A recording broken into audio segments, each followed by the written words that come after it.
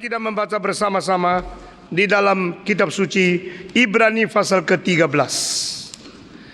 Ibrani ke-13 kita membaca 21 sekali lagi.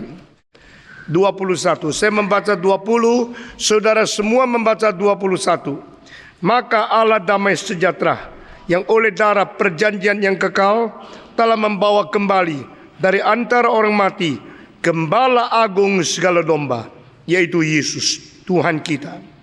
Kiranya memperlengkapi kamu dengan segala yang baik untuk melakukan kehendak-Nya dan mengerjakan dalam kita apa yang berkenan kepadanya oleh Yesus Kristus. Bagi Dialah kemuliaan sampai selama-lamanya. Kiranya melalui Yesus Kristus, gembala yang baik, yang menjadi gembala karena mencurahkan darah yang kekal sebagai tanda perjanjian, dibangkitkan kembali oleh Tuhan, dan Dia akan memakai Kristus untuk melengkapi kamu dengan segala yang baik, untuk melakukan kehendak-Nya dan mengerjakan di dalam kita apa yang berkenan kepadanya. Dan oleh Yesus Kristus, bagi Dialah kemuliaannya sampai selama-lamanya. Mari kita berdoa sekali lagi. Kami bersyukur kepadamu ya Tuhan. Di dalam Kristus Engkau telah menciptakan segala sesuatu. Di dalam Kristus Engkau menyelamatkan kaum pilihan. Dan di dalam Kristus Engkau melengkapi orang yang kudus. Di dalam Kristus Engkau memberikan kekuatan bagi kami untuk hidup sesuai kehendak-Mu, hidup berkenan kepadamu, dan hidup mengembalikan kemuliaan kepadamu saja. Kiranya pada pagi ini sekali lagi firman-Mu bekerja di dalam hati kami, memberikan pencerahan, memberikan pendorongan, memberikan kekuatan, dan memberikan pengarahan kepada kami. Sehingga kami yang hidup di dalam dunia ini tidak hidup tersesat, tidak hidup menyeleweng, tapi hidup sesuai pimpinan di dalam jalur yang Tuhan tetapkan kepada kami.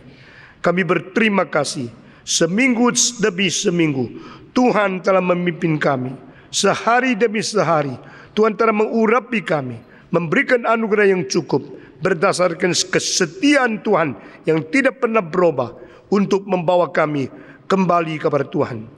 Berkatilah jam ini, berkatilah setiap kalimat yang akan dikeluarkan dari mimbar ini, berkatilah setiap jiwa yang sudah mempersiapkan hati mendengarkan firman-Mu. Berkatilah hamba-Mu yang hina ini, berkatilah seluruh jemaat yang sudah tiba di sini, bahkan yang terhalang oleh banjir atau kesulitan atau sakit atau halangan-halang yang lain. Kiranya Tuhan sendiri dengan tangan menciptakan langit dan bumi memberikan kekuatan kepada setiap anak Tuhan. Dengar doa kami Tuhan. Kami khusus berdoa bagi mereka yang berada di dalam sakit, di dalam kepicikan, di dalam problem-problem yang sulit ditangani dan diatasi oleh kekuatan manusia sendiri. Karena manusia kekurangan bijaksana, kekurangan kekuatan rohani, kekurangan iman dan sebagainya. Itu sebab kami datang kepadamu. Kami bersyukur karena Engkau telah menyediakan takhta rahmat untuk menjadi pertolongan bagi setiap orang yang perlu pada saat-saat kami di dalam kesulitan. Dengar doa kami yang kami panjatkan hanya dalam nama Yesus Kristus, penebus dan juru selamat kami yang hidup. Amin. Kita telah membicarakan tentang berkat yang terakhir dari buku Ibrani. Saudara-saudara, semua rasul setelah mereka menulis surat, umumnya mereka menyelesaikan surat itu dengan memberikan berkat kepada yang menerima surat. Sebagaimana kebaktian-kebaktian sudah menjadi tradisi, kebaktian selesai dengan ucapan selamat atau dengan berkat daripada hamba Tuhan di dalam kebaktian-kebaktian. Demikian di sini kita melihat ucapan berkat yang keluar daripada tangan penulis Ibrani begitu berbeda dengan semua tulisan dalam buku-buku yang lain. Dan saudara-saudara, di sini dia mengatakan dikonsentrasikan berkat Tuhan melalui Yesus Kristus. Saudara-saudara, karena Kristus yang sudah mencurahkan darah perjanjian yang kekal, yang sudah mengalami kematian dan bangkit, maka Dia dijadikan gembala yang agung bagi seluruh umat yang dipanggil, yang ditebus, yang dijadikan kaum yang dimiliki oleh Tuhan Allah sendiri. Dan biarlah Yesus Kristus memberikan kekuatan kepada kamu dengan melengkapi engkau di dalam segala perkara yang berbuat baik. Melengkapi engkau dengan kebajikan. Ini pertama. Lalu kedua, sehingga engkau bisa melakukan kehendak Allah. Saya sudah berkata kepada saudara, banyak orang kira saya sendiri bisa berbuat baik, saya sendiri bisa menjalankan kehendak Allah. Itu tidak mungkin. Karena di dalam kekristenan, kebajikan belum pernah adalah antroposentris. Kebajikan belum pernah bersumber pada yang dicipta. Kebajikan hanya bersumber pada yang mencipta, Tuhan Allah, satu-satunya sumber dan esensi kebajikan itu sendiri. Bukan saja demikian, setelah kita dilengkapi dengan kebajikan oleh Tuhan, baru kita mengerti bagaimana menjalankan kehendak Tuhan. Saudara-saudara, mengetahui isi hati Tuhan, inilah satu hak istimewa. Karena manusia yang berada di bumi, yang dicipta, yang terbatas, yang terjerumus di dalam dosa, yang ternoda oleh pengaruh kejatuhan Adam, kita hanya bisa hidup di dalam kesesatan, di dalam antroposentris, egois, sehingga segala sesuatu dipandang dari sudut apa yang menjadi keuntunganku. Saudara-saudara, Jonathan Chow satu kali berkata dengan saya, dengan menggelengkan kepala, saya tidak sangka seorang profesor teologi yang saya kenal sudah 10 tahun berani mengatakan satu kalimat di dalam rapat dosen, seumur hidup ini saya tidak mengerjakan apapun yang tidak menguntungkan diriku sendiri. Nah, itu cara orang berdagang, cara orang dunia. Mengapa bekerja? Mau cari profit. Mengapa bekerja? Mau cari untung. Itu tidak salah. Tetapi di kerajaan Tuhan tidak boleh keluar mulut seperti ini. Saudara-saudara, di dalam melayani Tuhan tidak boleh mempunyai pandangan seperti ini. Segala sesuatu yang saya kerjakan bukan karena ada untung bagiku, bukan karena memberikan profit bagiku, bukan karena ini sangat memfaedakan aku, maka aku kerjakan. Jikalau orang Kristen mempunyai sikap melakukan segala sesuatu hanya berdasarkan egosentris, maka kita belum pernah mengerti isi hati Tuhan. Saudara sekalian, justru kita melakukan segala sesuatu sesuai dengan dorongan dari Tuhan. Itu sebab ayat-ayat ini kelihatan gampang, tidak ada sulit, tidak perlu cari kamus, langsung mengerti. Tetapi mengandung unsur-unsur yang begitu Kristiani. Melalui Yesus Kristus, gembala yang baik, Dia melengkapi engkau dengan segala kebajikan. Bukan dari dirimu engkau bisa mengerjakan kebajikan. Melalui Kristus melengkapi engkau dengan segala kebajikan. Melalui Kristus menjadikan engkau mengerti bagaimana melakukan kehendak Allah. Saudara-saudara, kita melakukan kehendak Allah karena kita mengetahui terlebih dahulu apa isi hati Tuhan Allah. Mengerti isi seseorang itu tidak gampang.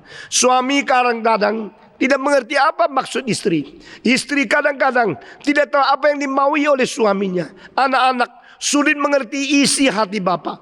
Bagaimanakah manusia yang sudah tercemar dalam dosa bisa mengerti isi hati Sang Pencipta, Sang Penebus, Sang Pengwahyu, kecuali melalui apa yang Dia nyatakan di dalam kebenaran yang diwahyukan kepada manusia.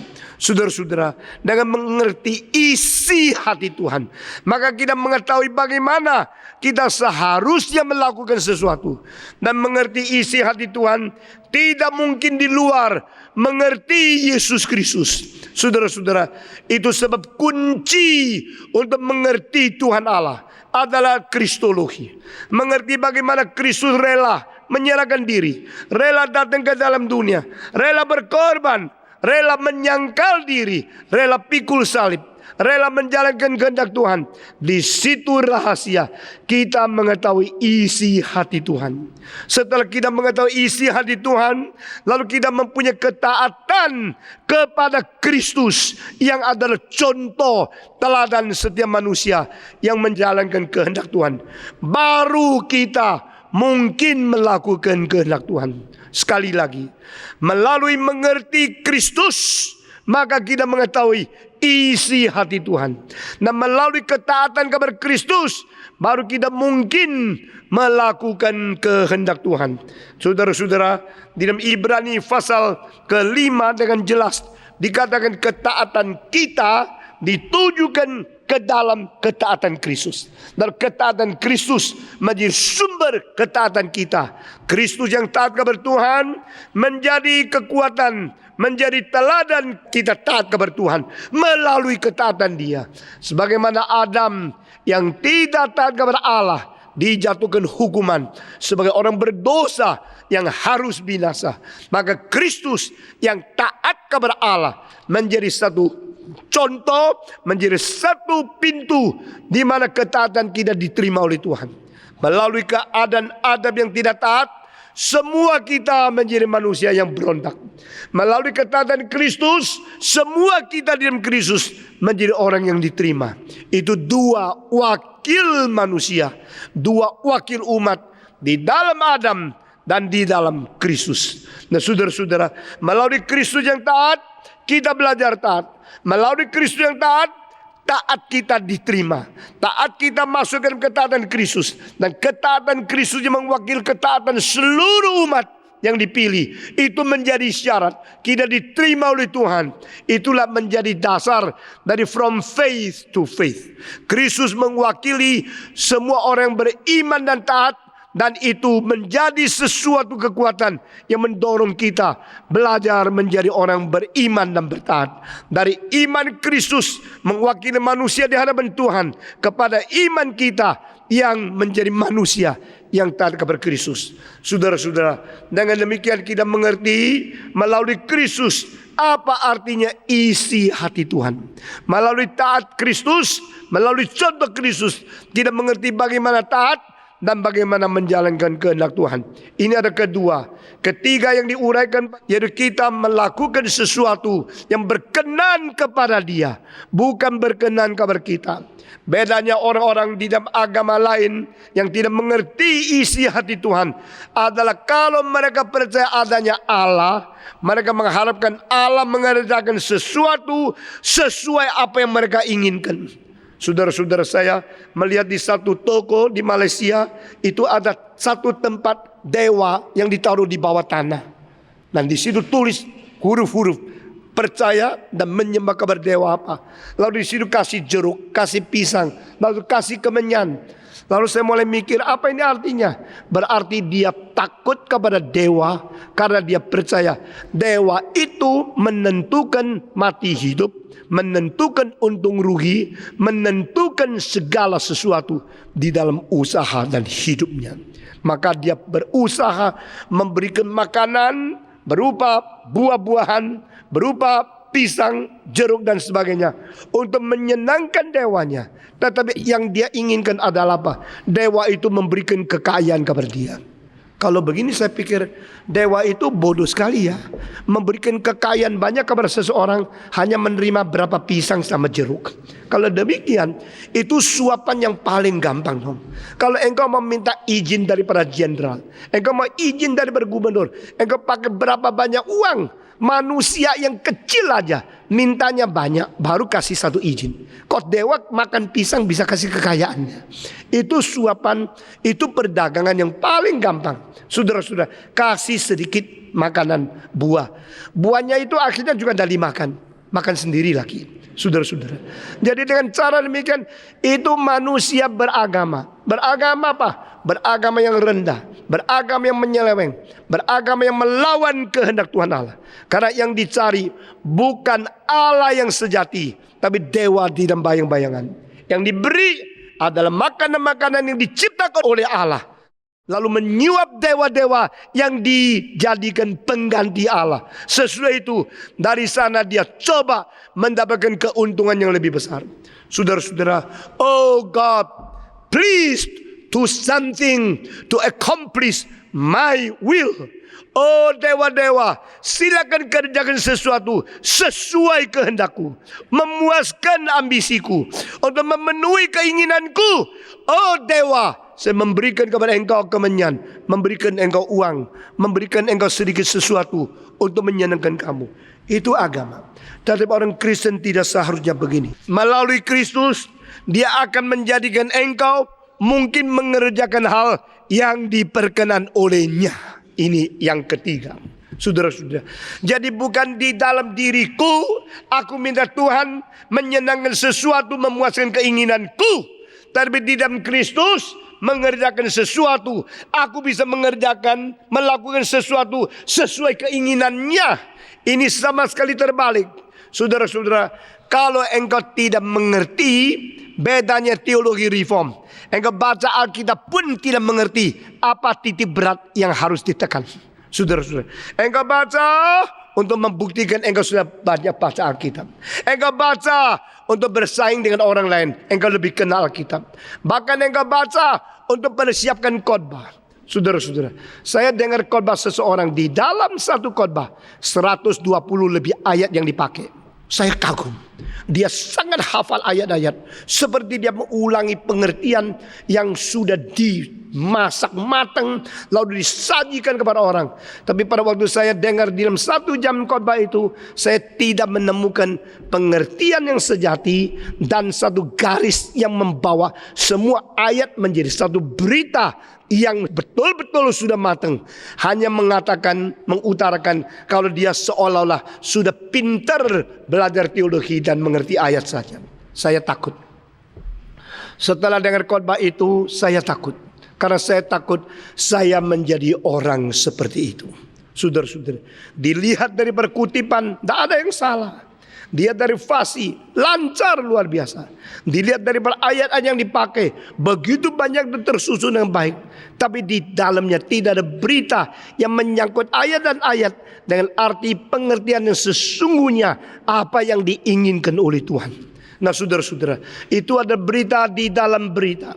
Kadang-kadang kita mendengarkan satu khotbah, tapi kita tidak menemukan esensi dan center of the message di mana. Apa yang Tuhan mau, apa yang merubah hidup kita. Khotbah itu dan kebaktian itu seolah-olah boleh ada, boleh tidak ada. Saudara-saudara, saya ingin sekali menciptakan existential moment, yaitu saat-saat engkau sadar engkau sedang menghadapi Tuhan Allah. To be exist is to be oneself alone before God. Ini kalimat dari Soren Abi Kierkegaard. Di dalam satu kebaktian, yang memakan waktu 1 jam, ada 1 detik engkau sadar sekarang sedang saya menghadapi Tuhan Allah. Dan saya tidak peduli orang duduk di sebelah saya pakai apa, dia mengerti berapa banyak, saya tidak peduli pengkhotbah maksudnya apa. Saya mengerti saat ini saya sedang di hadapan Tuhan. Nah, itu bagi saya memberikan istilah sebagai existential moment. You conscious of your existence. You're conscious of your existence before God, and you're conscious of your relativity before you as creature and God the Creator. Jadi engkau sadar, engkau seorang dicipta sedang menghadap Sang Pencipta. Jikalau kebaktian-kebaktian selalu terjadi saat yang membawa engkau kesadaran seperti itu, engkau sedang di kebaktian menikmati, melampaui waktu, menikmati sifat kekekalan. Saudara-saudara, saat engkau di dalam waktu dan engkau menemukan kekekalan, itulah saat-saat kairos yang membentuk rohanimu menjadi maju. Saudara-saudara sekalian, saya sangat mengharapkan setiap kebaktian yang saya pimpin ada sesuatu perubahan, di mana pendengar menemukan sekarang saya berada di dalam kairos, saya berada di dalam relativisasi, saya berada di dalam satu penghadapan dengan Tuhan Allah sendiri. Nah saudara-saudara, sekali lagi ayat ini mengandung 4 hal. Pertama, Tuhan melalui Kristus gembala yang baik menggenapi segala kebajikan di dalam hidup.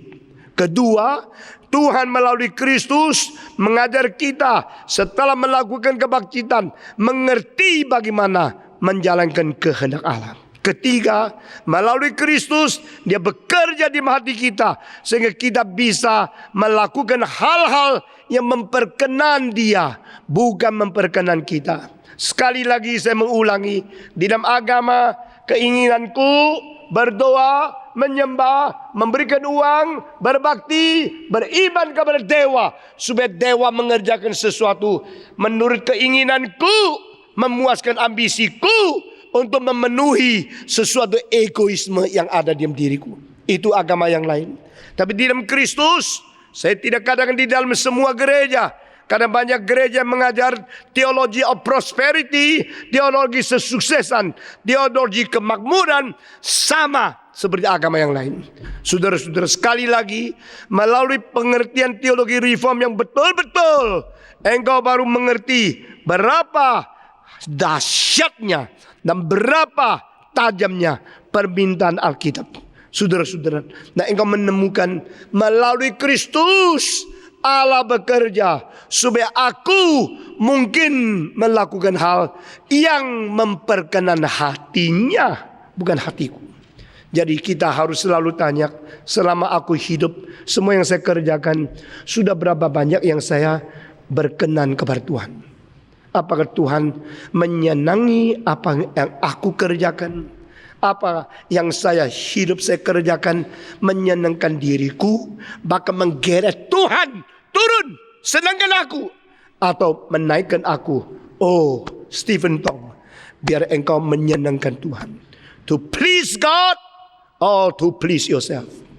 You should do everything to please Him in His will, or you pray so fervently in religious emotion to ask God to please you, to satisfy your ambition. Ini berbeda sekali. Mari kita memutarkan ini. Hidup adalah minta diriku sesuai kehendaknya, bukan minta Tuhan untuk melakukan segala sesuatu untuk mengisi kemauan saya sendiri. Dengan sifat seperti ini, maka engkau akan bertumbuh imanmu, rohanimu, dan hidupmu. Ada orang yang pada permulaan masuk gereja kelihatan hebat sekali, berapa tahun lagi sombong luar biasa. Baru menjadi majelis rendah hati, 2 tahun lagi merajalela. Apa sebab? Karena dia tidak mengerti prinsip-prinsip ini. Dia cuma melihat daripada masyarakat. Nah, saya majelis gereja yang penting, saya berada di satu tempat yang sangat dihormati oleh orang, maka saya bangga. Di situ Tuhan tidak bertakhta, Tuhan tidak bertempat, tapi diri sendiri bertakhta bertempat, dan Tuhan diturunkan daripada Dia. Saudara-saudara, secara lahiriah engkau beragama, engkau beribadah, engkau suci, engkau begitu kelihatan orang yang beribadah kepada Tuhan.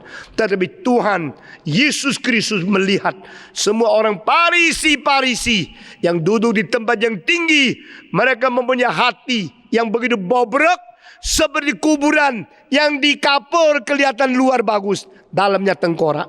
Saudara-saudara sekalian, to please God or to please myself. Hidupku menyenangkan Tuhan atau minta paksa memperalat Tuhan untuk menyenangkan aku. 2 macam orang ini. Kalau 3 hal ini sudah mengerti, maka dari ayat ini ada unsur kalimat keempat, supaya engkau memuliakan Tuhan. Saudara-saudara, pagi ini saya mengatakan akan membicarakan kepada saudara tentang mengapa manusia harus memuliakan Tuhan. Why human being we have to glorify God. Saudara-saudara, dan apa artinya memuliakan Tuhan?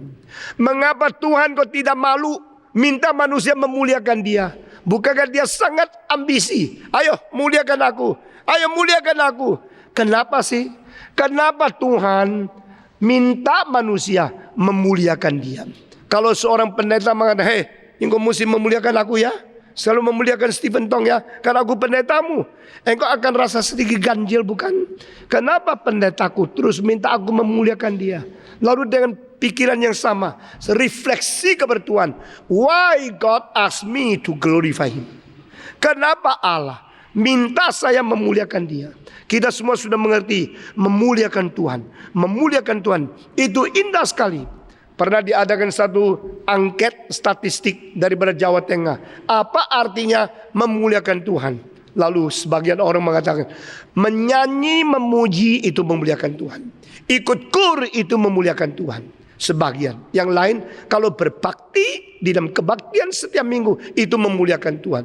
Nah, ada sebagian kecil yang mengatakan kalau berbuat baik itu memuliakan Tuhan. Dengan tema yang sama, kalau saya menguji dan memberikan kesempatan engkau mengekspresikan reaksimu kepada Tuhan sebagai akibat sudah begitu lama engkau mendengar firman Tuhan, maka angket-angket yang terima akan menunjukkan berapa dangkal dan berapa salah yang selalu terjadi di dalam konsep kita. Maka unsur keempat di dalam berkat ini adalah supaya kamu memuliakan Tuhan. Hal yang pertama yang kita mau bicara yaitu mengapa Tuhan minta kita memuliakan Dia. Saudara-saudara, muliakanlah Tuhan. Muliakan Tuhan. Memuliakan aku. Muliakanlah aku. Ayat-ayat seperti ini, kalimat-kalimat yang sama seperti ini terus muncul dari perjanjian lama sampai perjanjian baru. Sekarang kita mau masuk ke dalam mengapakah harus memuliakan Tuhan. Saudara-saudara, pertama, Tuhan adalah dirinya dan sumbernya kemuliaan itu sendiri. Saya selalu memakai satu istilah yang saya anggap sangat penting untuk menjelaskan semua lingkup yang berada di dalam hal ini, yaitu God as the subjectivity of the truth, God as the subjectivity of the righteousness, God as the subjectivity of holiness. Saudara-saudara, orang biasa cuma mengatakan, oh harus objektif dong, harus ada satu kebenaran objektif. Maksudnya yang kita terima semua. Nah, itu yang diperjuangkan oleh Socrates, oleh Plato dan Aristotle, yaitu kebenaran bukan bersifat tafsiran individu. Kebenaran bukan pengertian secara subjektif dirimu sendiri. Kebenaran harus mempunyai objektivitasnya, sehingga semua orang harus mengaku ada kebenaran secara universal. Itulah perbedaan Socrates dan Sophists. Sophists adalah orang-orang sejaman Socrates yang menganggap diri pintar, menganggap diri mempunyai kebenaran lebih dari orang lain, menganggap diri mereka memonopoli kebenaran, sehingga mereka boleh mengajar orang lain dengan kebenaran, lalu pasang tarif. Untuk yang mau kebenaran yang mereka mengerti harus bayar berapa kepada mereka. Nah, saudara-saudara sekalian, maka kebenaran dimengerti seperti ini menjadi sesuatu yang diserang oleh Socrates. Tidak ada orang monopoli kebenaran. Tidak ada orang yang menganggap diri mempunyai kebenaran lalu dia berhak menarik uang karena dia menjual kebenaran sebagai menjual komoditi. Saudara-saudara, itu perjuangan Socrates seumur hidup supaya manusia mengetahui ada kebenaran universal, sehingga melawan sofist, melawan orang-orang yang anggap diri pintar lalu menghina orang lain. Saudara-saudara, kalau kebenaran itu bersifat universal, maka akhirnya menemukan satu istilah objectivity, yaitu ada satu objektif kebenaran yang semua harus terima. Tapi yang saya mengerti dan saya memberikan adalah terbalik. Bukan subjective interpretation, tetapi subjectivity of the truth himself. Berarti Tuhan Allah itu sendiri bukanlah kebenaran yang dicari, tapi Dia adalah kebenaran yang mengwahyukan diri.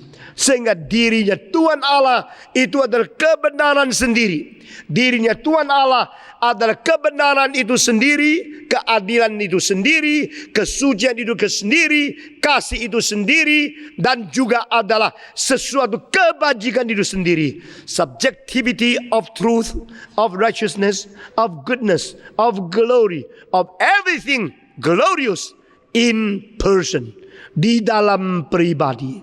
Jadi dia berkata, I am who I am. Dia ada subjektivitas itu sendiri. Nah, istilah yang saya pakai ini tidak muncul di buku apapun, baik di barat maupun di timur. Ini adalah satu kesimpulan yang ditarik dari seluruh kitab suci, sehingga berbeda dengan pikiran-pikiran yang umum dipakai di dunia filsafat. Saudara-saudara, Allah sendiri adalah kebenaran. Dan kebenaran di dalam diri Allah adalah di dalam diri pribadi Allah yang beroknum in person. Sehingga yang dibicarakan oleh Aristotle, yang dibicarakan oleh Kongcu, dibicarakan Lao Tzu, itu satu pembicaraan tentang kebenaran sebagai refleksi dari imajinasi mereka, tapi bukan kebenaran itu sendiri. Tapi Allah yang menyatakan diri adalah Allah yang sendiri, adalah hidup, adalah pribadi yang berkata memperkenalkan diri, I am. Seperti kita semua bisa bicara tentang Megawati. Megawati istrinya siapa? Megawati presiden Indonesia. Megawati adalah kepala atau adalah ketua dari partai apa. Megawati tahun apa naik ke takhta menjadi presiden dan sebagainya. Kita boleh bicara tentang dia. Yang kita bicara adalah bahan pembicaraan. Tapi yang kita bicara bukan pribadi yang bicara sendiri, tapi kita pribadi yang bukan Megawati bicara tentang satu pribadi, tetapi di dalam diri kita itu menjadi bicaraan. Tapi pada satu hari bukan kita bicara tentang Megawati, Megawati sendiri berdiri di sini dan berkata, aku Megawati. Waktu dia mengatakan aku Megawati, sama engkau membicarakan tentang Megawati, lain. Karena yang bicara itu pribadinya sendiri. Ngerti maksudnya? Nah, itulah wahyu Tuhan. Pada waktu Allah memperkenalkan diri, dia lain dengan semua konsep dan semua teori Allah yang dibicarakan oleh semua filosof. Karena semua dibicarakan oleh filosof hanya bahan pembicaraan tentang Allah saja. Itulah sebab Cornelius Van Til mengatakan Allah di dalam barat. Dari Aristoteles sampai sekarang, semua filsafat hanya membicarakan tentang bayang-bayang Allah. Dan mereka belum pernah membicarakan atau mengerti apa itu Allah secara pribadi. Waktu Allah mewahyukan diri, maka Allah secara subjektivitas pribadi dirinya Allah berbicara untuk memperkenalkan diri. Siapakah dia? Dan disitulah menjadi satu kemungkinan, menjadi landasan, menjadi fondasi manusia membentuk pengertian tentang Allah. Dan hari ini dengan konsep yang sama, saya masuk ke dalam istilah kemuliaan. God is the subjectivity of the glory himself. Maka Allah ada kemuliaan itu sendiri. Maka Allah yang berhak, yang lain tidak berhak, muliakanlah aku kecuali Allah. Saudara-saudara, mengapa sih Allah minta orang memuliakan dia? Karena dia adalah subjektivitas kemuliaan itu sendiri. Maka hanya dia yang berhak memerintahkan manusia memuliakan dia. Saudara-saudara, semua yang berusaha menjadi Allah atau berusaha memalsukan diri menjadi Allah, menjadi diktator, merebut kemuliaan dari Tuhan Allah. Yang betul-betul satu-satunya yang berhak mengatakan glorify me, worship me, other than me there is no God, itu adalah Allah sendiri. Saudara-saudara, maka para manusia tidak mengerti dia adalah Allah. Lalu mendengar kalimat ini, manusia mulai mengkritik Tuhan Allah. Saudara-saudara, salah satu kritik yang paling tajam di dalam sejarah filsafat yaitu daripada Friedrich Nietzsche. Nietzsche seorang Jerman abad 19 yang sejaman dengan Karl Marx, sejaman dengan Ludwig Feuerbach, sejaman dengan Søren Abi Kierkegaard yang ada di Denmark, sejaman dengan Hegel, sejaman dengan orang-orang yang sangat melawan Tuhan. Maka Friedrich Nietzsche di dalam buku atau syair yang berjudul Das Spuk Zarathustra, demikian berbicara Zoroaster, itu istilah. Di dalam dia mengatakan dengan satu antipati terhadap Allah yang berani mengatakan I am the only God, besides me there is no God. Dia memberikan singgungan ironis, memberikan kritikan yang paling tajam di dalam syairnya dengan kalimat-kalimat seperti berikut.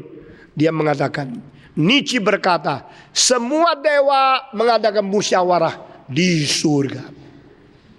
Di atas angkasa awan-awan yang begitu tinggi, dewa-dewa semua berkumpul, lalu mereka mulai berunding. Di tengah-tengah perundingan dari dewa-dewa itu, mereka ngomong, mereka ketawa, mereka diskusi. Mendadak di tengah-tengah dewa-dewa yang banyak itu, ada satu yang paling GR, paling sombong, mengumumkan, aku adalah satu-satunya Allah. Di luar aku tidak ada Allah yang lain. Sombong, GR. Dewanya banyak, tapi yang satu ini yang paling sombong. Setelah dia mengatakan kalimat itu, lalu yang lain tidak mau setuju, tidak mau terima. Mereka kira gila lu, menang-menang sendiri, GR lu. Hanya kamu yang dewa, yang Allah, yang lain bukan. Semua mentertawakan dia. Ketawa. Lalu karena dewa itu gede, berkuasa, dan dewa-dewa yang banyak semua goyang, semua ketawa. Ketawanya sampai ke kanan ke kiri sehingga seluruh surga goncang. Bukan gempa bumi, gempa surga. Saudara-saudara, dewa-dewa yang banyak di surga itu pada berkuasa sampai gempanya seluruh surga. Tetapi ketawanya mereka karena terlalu jengkel sama dewa yang sombong ini. Mereka terus ketawa, tidak habis-habis, tidak bisa berhenti. Karena mereka tidak setuju kalimat itu. Terus ketawa sampai akhirnya semua dewa mati. Semua dewa ketawa sampai mati. Kalau kau ketawa terus tidak berhenti bisa mati loh. Kalau tidak percaya coba. Sudah ketawa terus akhirnya mati. Semua dewa mati. Maka istilah itu muncul, God is dead. Istilah Allah itu mati pertama kali dibicarakan bukan oleh Nietzsche, dibicarakan oleh Nyonya Martin Luther. Saudara-saudara. Lalu 400 tahun kemudian diulangi oleh seorang namanya Friedrich Nietzsche. Lalu 100 tahun kemudian dilakukan sebuah upacara mengkebumikan Allah oleh seorang Prancis yang bernama Jean Paul Sartre. Nah saudara-saudara, saya sedikit mengatakan filsafat. Sudah lama saya tidak singgung filsafat di atas mimbar ini. Dan kenapakah saya mengkupaskan kitab suci harus menyinggung filsafat? Nah ini metode saya yang berlainan dengan semua pendeta dan teolog yang lain.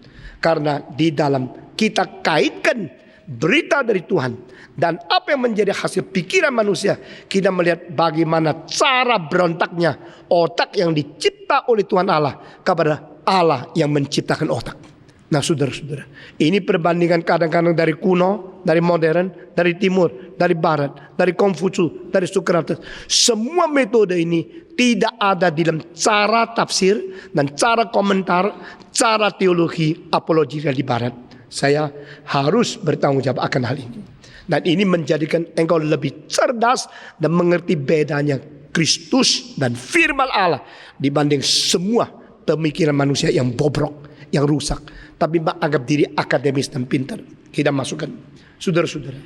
Pada waktu Martin Luther mengadakan sesuatu perjuangan untuk mengembalikan gereja kepada Alkitab, itu namanya reformasi. Reformasi bukan menciptakan golongan, dengar ya.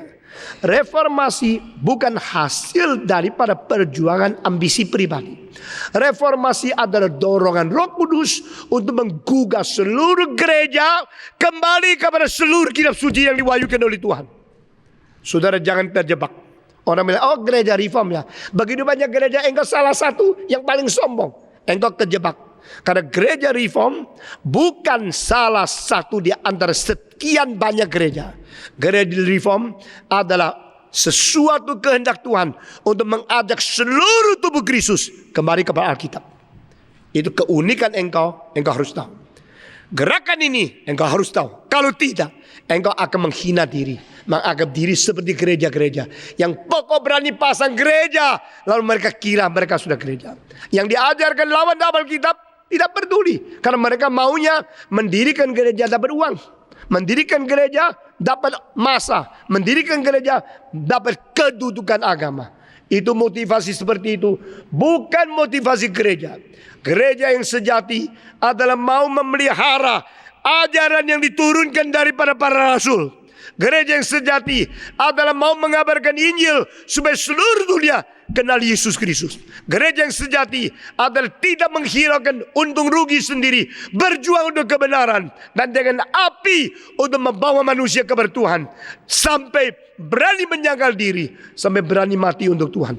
Itu gereja yang sejati. Saudara-saudara, begitu banyak gereja reform salah satu denominasi, salah semacam golongan di antara begitu banyak, semua sama. Saya berkata sekali lagi, mengulangi kalimat minggu lagi, tidak sama. Dari Martin Luther, dari Calvin, dari Bullinger, daripada Theodor Beza dan semua orang tokoh reformasi hanya satu motivasi, back to the Bible. Be faithful to the revelation of God and worship Him, give all the glory to Him. Itu yang menjadi sesungguhnya. Saudara-saudara sekalian, kita masuk. Martin Luther pada waktu berjuang untuk reformasi, dia begitu kecewa karena musuhnya terlalu berat. Waktu itu Katolik sudah mempunyai kuasa lebih besar daripada zaman dulu di dalam kerajaan Romawi. Katolik mempunyai kuasa mengontrol semua raja-raja, baik di Jerman, baik di Hongaria, baik di Belgia, baik di Eropa, baik di Inggris, baik di Skotlandia, baik di Prancis, di Spanyol. Katolik mempunyai kuasa begitu besar. Lalu seorang anak petani, seorang orang Jerman yang namanya Martin Luther mau melawan seluruh kerusakan dari gereja. Dari mana kekuatan?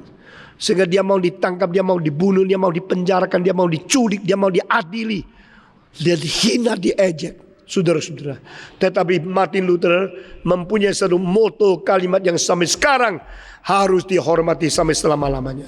Here I stand before God. I stand on the Bible, the word of God.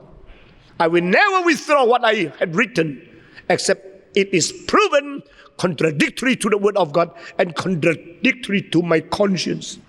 Di sini aku berdiri di atas firman Tuhan. Aku tidak akan menarik kembali apa yang saya tulis, kecuali terbukti yang saya tulis melawan Alkitab dan berlawanan dengan hati nuraniku.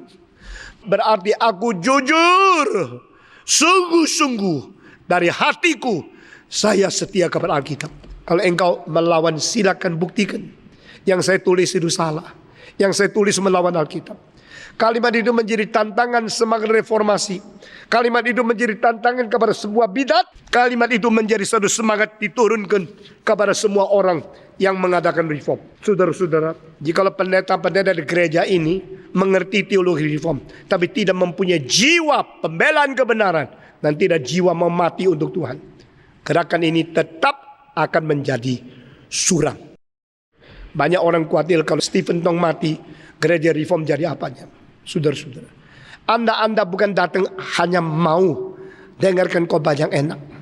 Anda bukan datang hanya untuk mencari pergaulan di sini, lalu memperalat kekristenan untuk Tuhan menyenangkan dirimu. Anda di sini belajar apa itu firman, belajar apa kehendak Tuhan, bagaimana hidup memuliakan Tuhan, hidup berkenan kepada hatinya. Nah, ini perjuangan Martin Luther. Pada waktu dia satu kali terlalu kecewa karena kekuatan melawan dia begitu besar, dia pulang. Dia sudah tidak mau lagi meneruskan reformasi. Dia menemukan istrinya di Roma sedang pakai pakaian putih. Untuk orang Jerman itu orang yang kematian orang baru pakai itu. Lalu di situ suram sekali. Martin Luther tanya dia, kenapa you pakai pakaian seperti ini? Dia bilang ada yang mati, maka saya pakai pakaian ini. Siapa yang mati? Beritahu kepada saya tuh. Allah yang mati. Hah? Kurang ajar kamu. Allah mati. Allah lah mungkin mati. Jangan mengatakan kalimat seperti itu. Maka Allah sudah mati mulai daripada mulut nyonya Martin Luther. Nyoter. Saudara-saudara. Nyonya Martin Luther mengatakan Allah sudah mati. Martin Luther marah dan berkata, kenapa katakan kalimat itu? Allah tidak mati. Langsung dijawab nyonyanya, jikalau Allah tidak mati, mengapa engkau kecewa? Jikalau Allah tidak mati, mengapa reformasi engkau sekarang sudah kecewa mau berhenti? Melalui kalimat itu Martin Luther dibangunkan kembali. Kalau demikian saya berjuang terus. Nah, saudara-saudara, nyonya yang baik adalah terus mendorong suaminya menjalankan kehendak Tuhan. Nyonya yang jelek, jangan cinta Tuhan, cinta aku saja. Barang siapa tidak mencintai Tuhan lebih dari istri atau suami, tidak layak mengikuti Tuhan. Inilah sekarang sudah kurang diajarkan di dalam teologi barat. Saudara-saudara, seolah-olah keluarga paling utama dan Tuhan disingkirkan. Saudara-saudara sekalian, hari ini saya khotbah seperti ini, saya jalankan ini. Sebelum saya nikah, saya tulis surat pertama mengatakan ini, utamakan Tuhan lebih dari hubungan suami istri. Baru kita nikah. Saudara-saudara, istri Martin Luther mengatakan, God is dead. No. If God is not that, why you are disappointed? Why you stop your work? Martin Luther, kalau begini tidak usah debat, saya teruskan. Barulah 500 tahun kemudian sampai hari ini kita masih melihat ada orang yang setia kepada firman Tuhan. Saudara-saudara, di dalam Jakarta dengan matamu sendiri, engkau melihat berapa gambarnya gereja menyeleweng. Engkau coba keliling mulai minggu ini, 1 bulan tidak usah datang, keliling gereja yang lain, mendengarkan khotbah yang dikhotbahkan itu apa? Melihat bagaimana banyak yang menyebut diri pendeta, yang pasang pelang gereja. Bagaimana memberitakan hal yang menyimpang dari Alkitab. Saya memberikan tantangan ini supaya menggugah hati nurani Anda. Jangan kira Anda datang mendengar khotbah enak-enak dari Stephen Tong. Silakan kritik saya, benci saya, silakan. Tapi hati nurani saya tetap mengatakan secara kejujuran. You harus kembali kepada firman, harus setia kepada Tuhan. Saudara-saudara, kalimat itu dikatakan 400 tahun kemudian oleh seorang yang bernama Nietzsche. Allah mati. Tapi konotasinya lain. Seluruh definisinya lain. Dia mengatakan Allah semua mati. Berarti tidak usah percaya Allah. Tidak usah dewa. Di dalam filsafat dari Nietzsche, anthropocentric, man is the center of universe. Sudah mencapai sesuatu keadaan radikalisme yang mutlak dan ekstrim. Dan Nietzsche mengatakan kita menunggu datangnya Superman. Kalau Superman sebelum datang, perlu seorang perintis. Dan perintisnya itu siapa? Yaitu Nietzsche sendiri. Sama seperti Yesus belum datang, perlu seorang perintis namanya Yohanes Pembaptis. Maka Nietzsche adalah Yohanes Pembaptis yang antikristus. Antikristus adalah Superman. Berarti Superman contradict with God. Allah yang supernatural itu harus mati. Manusia harus bangkit. Kalau manusia sudah bisa kerjakan segala sesuatu sendiri, kita tidak perlu Allah lagi. Itulah dasarnya ateisme. Itulah dasarnya manusia melawan Tuhan. Itu dasar antikristus. Saudara-saudara, abad ke-21 kita lihat, tidak usah Tuhan kan? Orang-orang boleh apa saja. Dari kantor sampai malam tidur sama pelacur. Tidak apa-apa kok. Semua bisa kerja sendiri kok. Berzina pun tidak apa-apa, ada penisilin. Sakit apapun ada obatnya. Maka Tuhan membiarkan penyakit makin keras datang ke dunia. Manusia berusaha mencari obat yang lebih hebat lagi. Seolah-olah manusia sudah bisa tanpa Tuhan kerjakan segala sesuatu berdasarkan kepintaran sendiri. Tapi mereka tidak mengerti apa yang disebut oleh teologi reform, common grace. Pintarmu menemukan obat apapun itu pintarnya dari Tuhan Allah. Tetap dari Allah. Orang yang mengerti semua ini kembalikan mulia kepada Allah. Orang yang tidak mengerti hanya memperalat Allah untuk bermain-main, untuk membuang hidupnya sembarangan. Saudara-saudara, Nietzsche mengatakan dewa-dewa bermusyawarah. Di antaranya satu yang sombong mengatakan I am the only God, besides me there is no God. Maka dengan kalimat itu dia mengkoyak, merobek kitab suci, menghancurkan kekristenan. Saudara-saudara kalian, maka yang lain tertawa. Berarti dewa sama agama berhantam. Sudah berhantam, akhirnya hancur semua, mati semua. God is dead. 100 tahun kemudian orang ketiga, Jean-Paul Sartre dari Prancis, mengadakan satu upacara. Mari kita mengebumikan Allah. Dia keduk tanah, lalu dia bikin upacara. Allah dikuburkan dan dunia tak perlu Allah lagi. Saudara-saudara, pada satu pihak orang seperti ateisme, jujur, langsung mengatakan tidak ada Allah. Di satu pihak orang yang memakai teori-teori, mengumumkan kematian Allah. Di satu pihak orang Kristen yang hidupnya lebih rusak dari orang belum Kristen, menyatakan seolah-olah Allah sudah mati, tidak bisa merubah hidupmu dan hidupku. Satu pihak lagi adalah orang macam keempat, teolog-teolog dari Wahanian, daripada itu Althusser, daripada Hamilton, dan daripada orang-orang di Chicago School mengatakan God is dead melalui sekolah teologi. Sekolah teologi sendiri mengajar Allah itu mati. Saudara-saudara sekalian, kalau kita membayangkan semua, mengulangi sejarah, kita takut inilah keadaan manusia. Manusia menganggap Allah itu sudah mati. Dan diumumkan oleh Nietzsche, salah satu pemikir yang mempunyai kekuatan syair dan mendorong emosi yang paling besar, bukan Kierkegaard, tetapi Nietzsche. Nietzsche merupakan orang yang paling kuat, paling dinamis di dalam merubah pikiran filsafat menjadi rangsangan emosi. Dia adalah orang yang paling kuat di mengekspresikan dinamika literatur untuk menggoncangkan pikiran manusia.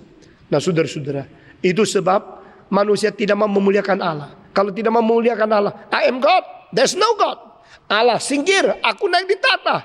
Saudara-saudara, pada waktu manusia menaikkan diri di atas tata dan tidak mau Tuhan Allah, maksudnya akhirnya adalah Tuhan membiarkan dia mempermainkan satu lelucon, akhirnya mempermalukan diri.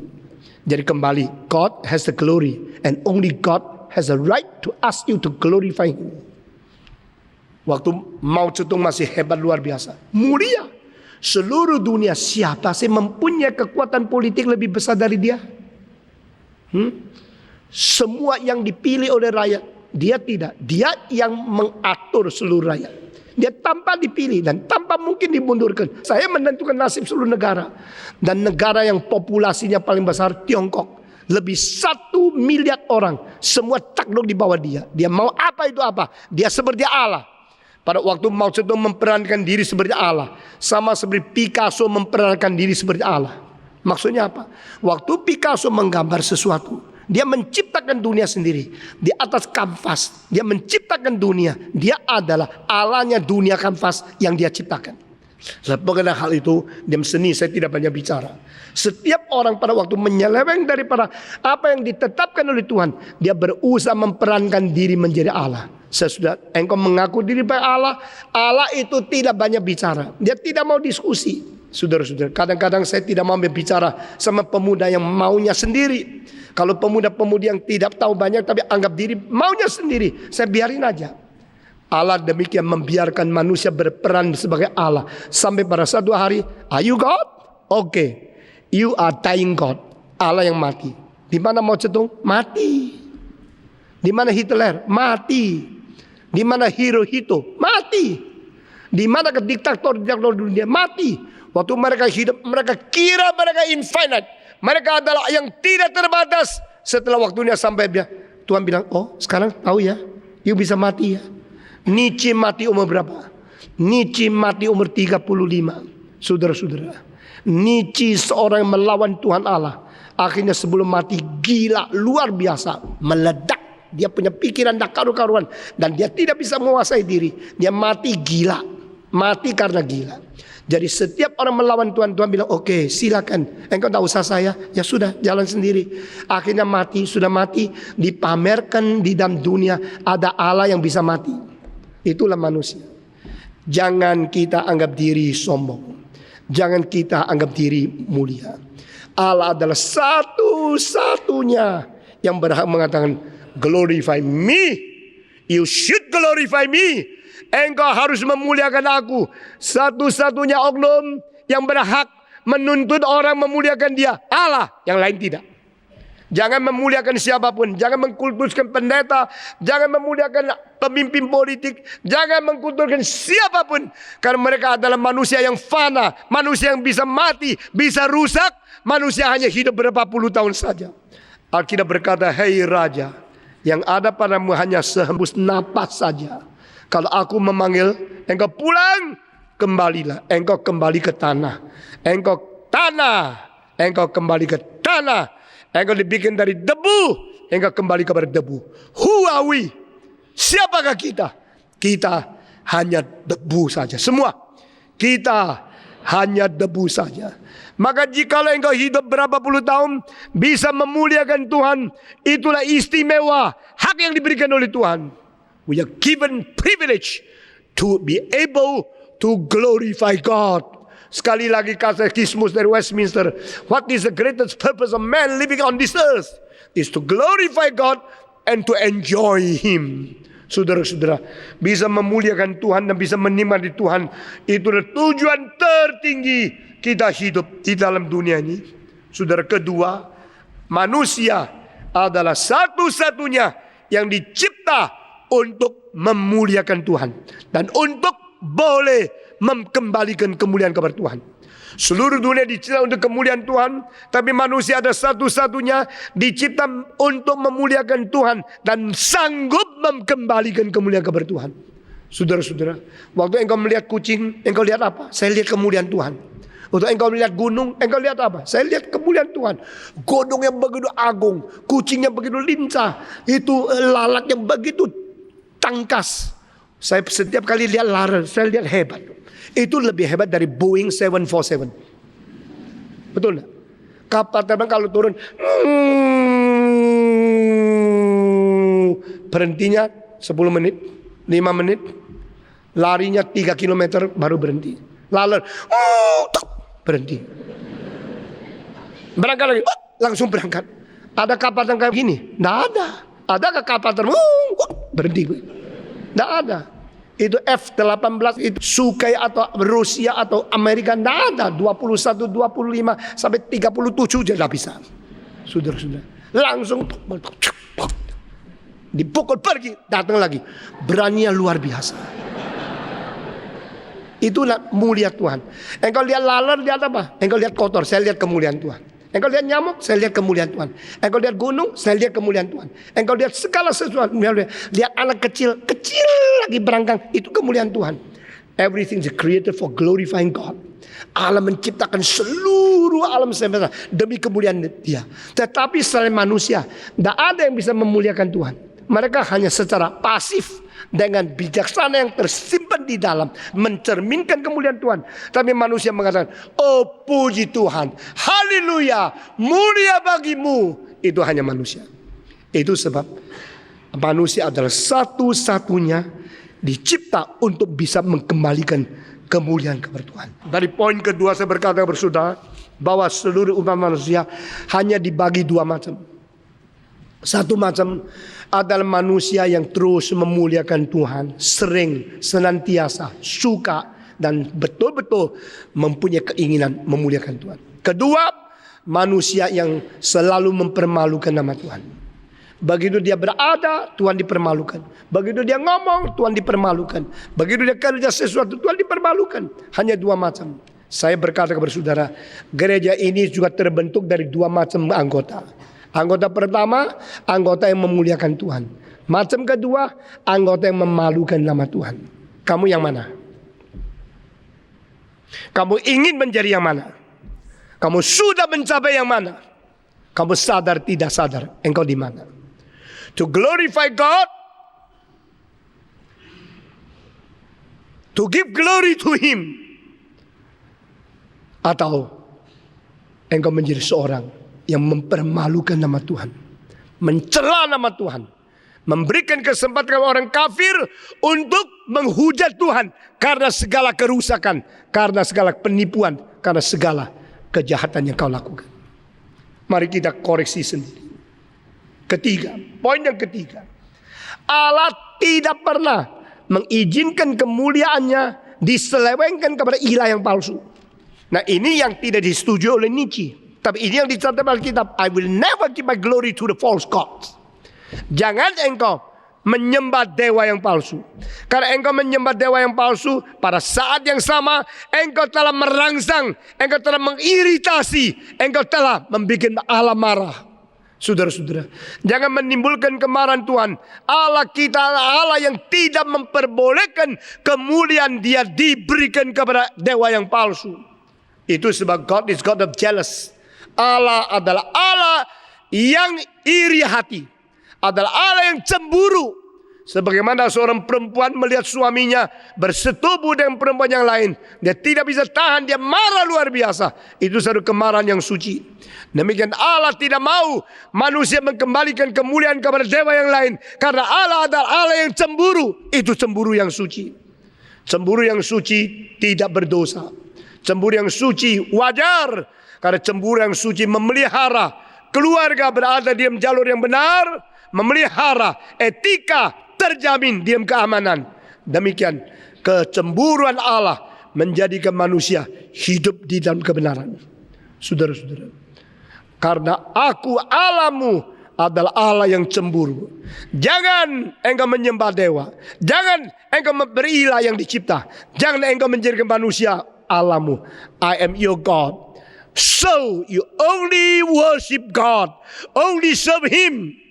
Hanya menyembah kepada Dia, hanya kembalikan kemuliaan kepada Dia, dan hanya melayani Tuhan, bukan yang lain. Biar semua hamba Tuhan, pendeta, majelis, waktu engkau mengerjakan sesuatu, ingat, only serve God, not serving my own glory, my fame, my reputation. No, kita memuliakan Tuhan. Dengan demikian Tuhan dipuaskan. Saudara-saudara, ini poin yang ketiga. Allah tidak pernah memperbolehkan kemuliaannya direbut oleh orang lain. Allah tidak pernah memperbolehkan kita memberikan kemuliaan kepada dewa yang palsu mengganti Dia, karena Dialah satu-satunya Allah yang sejati. Keempat, poin yang keempat, Kristus adalah wujud kemuliaan Allah yang terbesar, tersempurna, tersuci, dan terakhir. Ini dicatat khususnya di dalam buku Ibrani pasal pertama ayat 1-3. Dia adalah cahaya kemuliaan Allah yang memancar di dalam sejarah. Dia adalah cahaya yang mengiluminasikan kita semua. Kemuliaan Tuhan Allah yang berwujud. The manifestation of the glory of God in Christ is so full, so glorious, and so absolute. Saudara-saudara, engkau melihat aku, maka engkau melihat Dia yang utus aku. Engkau mengenal aku, engkau mengenal Dia yang mengutus aku. Barang siapa yang percaya kepadaku, bukan percaya kepadaku, percaya kepada Dia yang mengutus aku. Kalimat ini tidak keluar daripada mulut daripada Sokrates, daripada Zoroaster, atau dari orang-orang yang lain di dalam bidang agama. Hanya keluar dari mulut Yesus Kristus. When you see me, you are seeing God. When you believe in me, you believe in the one who sent me, God. When you worship me, you worship God. Engkau melihat aku, melihat kebertuhan Allah. Maka pandanglah Kristus, renunglah Dia, dan mengikuti Dia. Saya memaparkan 3 hal ini. Look upon Jesus, think about Him, and follow Him. Pernahkah engkau baca buku di sejarah, ada seorang mengatakan, datang ikuti aku? Tidak ada. Come and follow me, follow my life, follow my model. Itu satu-satunya. Yang lain cuma mengajar kebenaran yang mereka tahu, tapi tidak berani mengatakan, ikutlah aku, ikutlah teladanku, kecuali Yesus Kristus. Pada waktu Paulus mengatakan, ikutlah teladanku, dia tambah satu kalimat, sebagaimana aku sudah mengikuti teladan Kristus. Jadi dia bukan sumber. Paulus yang berani mengatakan kalimat yang sama, tambah satu kalimat, membuktikan dia bukan sumber. Tidak ada orang seperti Kristus. Kristus adalah satu pernyataan wujud dari kemuliaan Allah yang konkret, yang mewahyukan, yang memanifestikan di dalam dunia. Ada kemuliaan Allah. Di mana? Bukan di dalam pendiri yang lain, di dalam Kristus. Maka dalam buku Ayub mengatakan, di antara begitu banyak kaum yang kudus, kepada siapakah kau berpaling? You should turn to whom among those all the saints. Begitu banyak orang klaim dia orang suci, orang suci, orang suci. Di antara semua orang suci ini, kepada siapa yang mana kau berpaling kepada Dia? Aku langsung akan menjawab, to Jesus Christ. Yesus Kristus mengatakan, engkau juga pergi kah? Petrus menjawab, kepada siapa kita pergi? Hanya kepadamu, karena engkau mempunyai firman yang kekal. Karena engkau mempunyai firman yang kekal, itulah sebabnya kami percaya dan kami ikut hanya kepadamu saja. Yesus Kristus satu-satunya menyatakan kemuliaan Tuhan Allah. Ini poin keempat. Dan kelima, bagaimanakah kita bisa menjadi orang yang memuliakan Tuhan? Saya kira ini saya tidak akan mendetailkan, ini perlu 1 jam lagi. Dari semua ayat-ayat yang paling penting, how to glorify God, bagaimana memuliakan Tuhan. Saya tadi mengatakan di Jawa Tengah pernah ada satu angket dan saya baca, memuliakan Tuhan itu ikut kur. Nah tentu, waktu menyanyi pakai jubah yang bagus, setelah jubah turun banyak yang tidak karuan. Saudara-saudara, memuliakan Tuhan menjadi pendeta, nah tentu. Di dalam abad ke-18 ada orang Prancis mengatakan, begitu banyak dosa yang ditulis di belakang jubah pendeta. Jubah kardinal, jubah bishop, jubah pemimpin-pemimpin gereja. Waktu mereka pakai jubah kelihatan suci, tadi di belakangnya banyak yang tidak beres. Berapa tahun ini engkau sudah mendengar banyak yang dimolest oleh orang-orang pastor yang tidak bertanggung jawab. Ada child abuse, ada sex abuse daripada homoseks dan sebagainya yang terjadi di Amerika sampai menghebohkan seluruh dunia. Tapi pada waktu mereka menjalankan perjamuan suci pakai jubah, kelihatan orang suci. Saudara-saudara, sia-sialah kamu menyembah aku dengan bibir mulutmu, karena hatimu jauh daripadaku. Yang Tuhan tuntut adalah hati yang bersih, motivasi yang suci, dan kesungguhan untuk memuliakan Dia. Saudara-saudara, siapa memuliakan Tuhan? Bagaimana orang Kristen memuliakan Tuhan? Mari kita dengan serius sekali lagi mengintrospeksi diri kita sendiri. Kalau saya melayani, motivasinya apa? Supaya orang tahu saya, supaya orang kenal saya, supaya saya terkenal di seluruh gereja. Pendeta menyelidik diri, majelis menyelidik diri, semua yang melayani Tuhan menyelidik diri, semua yang memberikan persembahan menyelidik diri. Saudara-saudara, bagaimana kita memuliakan Tuhan? Di samping memuliakan Tuhan, ada motivasi atau tidak sekaligus memuliakan diri. Kalau ada, setan sedang bekerja. Tidak gampang menjadi orang Kristen yang murni, yang sungguh-sungguh. Tidak gampang kita menjadi orang yang suci seluruhnya di hadapan Tuhan. Tetapi paling sedikit, itulah tujuan, itulah sesuatu sasaran yang kita berdoa terus. Tuhan, kerajaanmu dan kemuliaanmu, kerajaanmu dan kebenaranmu, itulah yang saya tuntut. Jikalau engkau cari dulu kemuliaan, kerajaan dan kebenaran Tuhan, maka engkau perlu akan ditambahkan kepadamu. Demikian firman Tuhan. To glorify God. Saudara-saudara, saya akan berbicara beberapa hal. Memuliakan Tuhan di dalam berbakti. Glorify God in worshiping Him. Saudara, di hal ini engkau bilang, oh kalau saya sering ikut kebaktian itu memuliakan Tuhan. Tidak tentu. Saudara-saudara, dengan kesucian engkau menghias diri lalu menyembah Tuhan. Ini ayat. Ya. Banyak orang kalau ke gereja pakai yang paling bagus, tidak apa-apa, bagus. Setiap minggu pakai baju baru yang beli daripada Lafayette di Perancis, silakan. Atau setiap kali you pakai yang paling baru, Ferragamo atau pakai apa Versace, silakan. Tapi itu tidak penting. Yang paling penting hias dirimu dengan kesucian, itu yang penting. Holiness. Saudara-saudara, pakaian yang mahal itu bisa jutaan, bisa puluhan juta. Tapi yang lebih mahal dari itu adalah kesucian. Hidup yang suci menjadi dasar engkau menyembah Tuhan. To worship Him with your holiness. Amin. Menyembah Tuhan dengan kesucian. Hidup suci, lalu dengan kesucian engkau memberikan worship kepada Tuhan. Orang yang hidup dengan suci dan hidup menyembah Tuhan, itu orang yang indah sekali. Saudara-saudara, perempuan yang merah hijau tidak terlalu cantik, tapi perempuan yang hidup suci itu cantik. Meskipun kelihatan tidak terlalu bintang film, tapi bintang film kalah jauh sama dia. Saudara-saudara, kadang-kadang saya lihat orang Kristen yang hidupnya suci, saya lihat indah sekali. Itulah orang dunia, sangat menarik orang dunia. Tapi orang suci menarik perhatian malaikat-malaikat. Bahkan malaikat di surga akan menghargai kalau engkau menyembah Tuhan dengan hidup yang suci. Kita tidak secantik bintang film. Kita tidak sekaya orang konglomerat yang dapatnya uang daripada penipuan dan sebagainya. Tapi paling sedikit kita mempunyai hati yang suci, motivasi yang bersih, menyembah Tuhan. Itu satu kemuliaan bisa kita kembalikan kepada Tuhan. Kemuliaan kepada Tuhan, to glorify God with your holiness in worship. Ini pertama.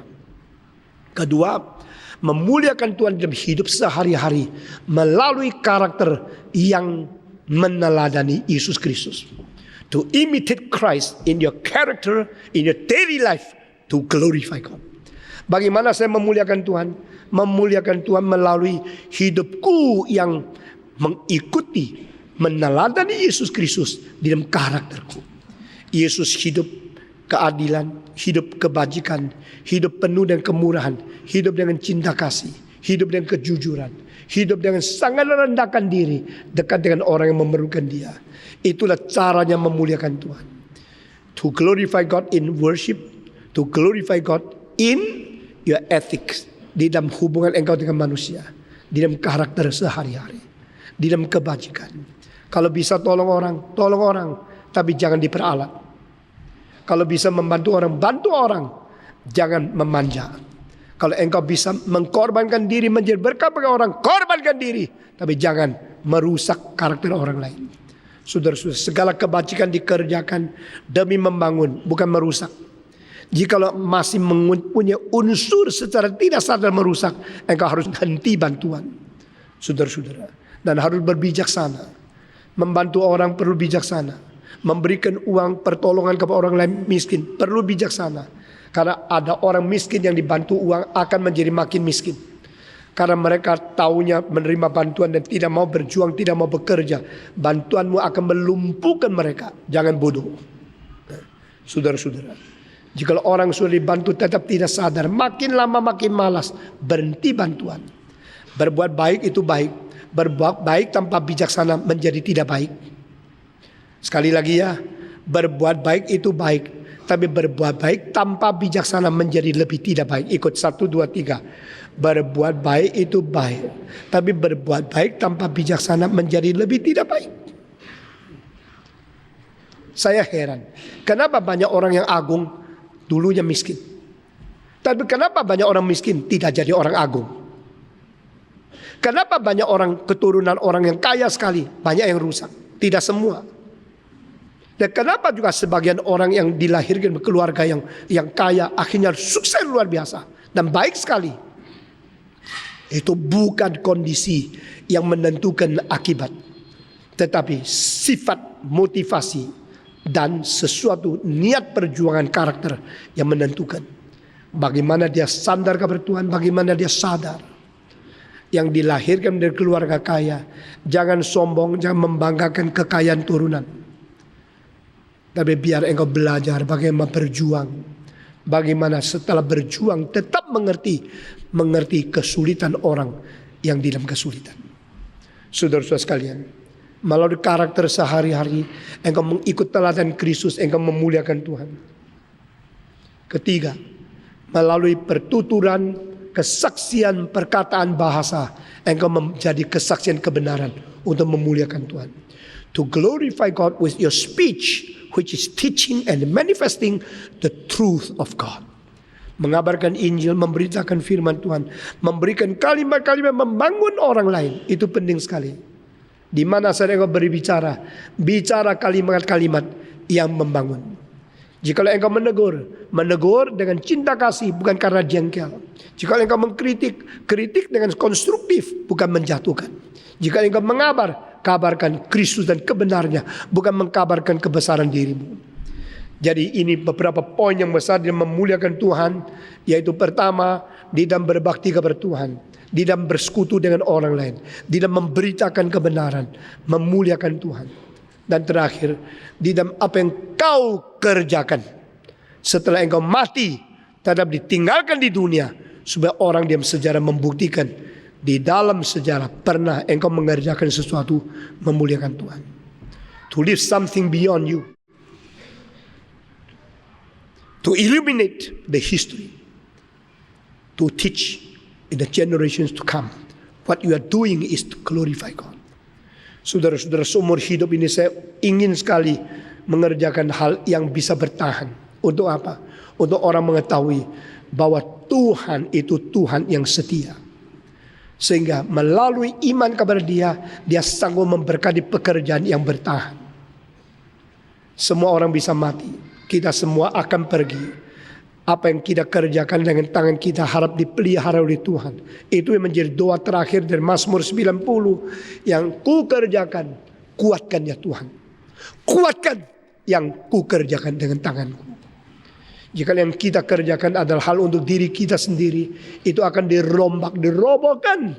Jika kita kerjakan adalah untuk memuliakan Tuhan, maka akan dipertahankan oleh Tuhan di dalam sejarah. Paulus sudah lama tidak ada, Petrus sudah mati, tapi apa yang mereka kerjakan sampai sekarang masih kokoh. Karena apa? Mereka mengerjakan hal yang memuliakan Tuhan. Saya sangat terharu dengan satu kalimat dikatakan oleh pendeta Andrew G. Dia dari tahun 25 mulai melayani Tuhan. Tahun 86 dia mati. Dia melayani Tuhan kira-kira 60 tahun. Dan dia mengatakan, selama aku hidup, aku membuktikan Tuhanku adalah Tuhan yang setia. Sehingga melalui pelayananku, orang melihat Allah yang setia hidup di zaman kita. Mari kita bekerja sama-sama. Mari kita membangun pekerjaan Tuhan yang sama-sama. Mari kita membangun doktrin iman, pelayanan Injil menjadi gereja yang menyatakan our God is a faithful God. Our God is God of truth, God of love, God of righteousness through our ministry. Kiranya Tuhan memberkati kita. Hidup memuliakan Tuhan. Mari kita berdiri membaca lagi 20-21 dan minggu satunya lagi kita akan mengkhotbahkan khotbah terakhir dari Ibrani ke-13 untuk menyelesaikan pentafsiran buku ini. Kita membaca 20 dan 21 semua 1, 2, 3. Untuk melakukan kehendaknya dan mengerjakan di dalam kita apa yang berkenan kepadanya oleh Yesus Kristus. Bagi Dialah kemuliaan sampai selama-lamanya. Amin. Sekali lagi 21. Kiranya memperlengkapi kamu dengan segala yang baik untuk melakukan kehendaknya dan mengerjakan di dalam kita apa yang berkenan kepadanya oleh Yesus Kristus. Bagi Dialah kemuliaan sampai selama-lamanya. Amin. Mari kita berdoa bersama-sama dengan segala rendah hati, dengan segala jujur, dengan kebenaran. Kita minta kepada Tuhan memberi kekuatan kepada kami sehingga kami mencapai keempat hal yang diberkati oleh penulis Ibrani. Sebagaimana gembala yang baik melengkapi kami di dalam segala kebajikan, sehingga kami melakukan kehendak Tuhan dan kami boleh menyenangkan kehendak sesuai dengan apa yang berkenan kepada Dia, serta mengembalikan segala kemuliaan kepada Tuhan Allah. Mari kita berdoa bersama-sama. Semua buka suara berdoa. Bapa di dalam surga, berkati kami. Apa yang kami dengar kiranya Tuhan simpan di dalam hati kami. Jadi kekuatan kepada kami untuk hidup sesuai dengan kehendak Tuhan. Lengkapi kami dengan kebajikan dan kami boleh hidup di dalam kehendak Tuhan dan berkenan kepadamu dan memberikan kemuliaan kepada Tuhan Allah. Dengar doa kami Tuhan. Kami berterima kasih. Kiranya kehendak-Mu yang terjadi. Pakailah kami menjadi orang yang memuliakan Tuhan. Dalam nama Yesus Kristus, penebus dan juru selamat kami yang hidup. Kami sudah berdoa. Amin.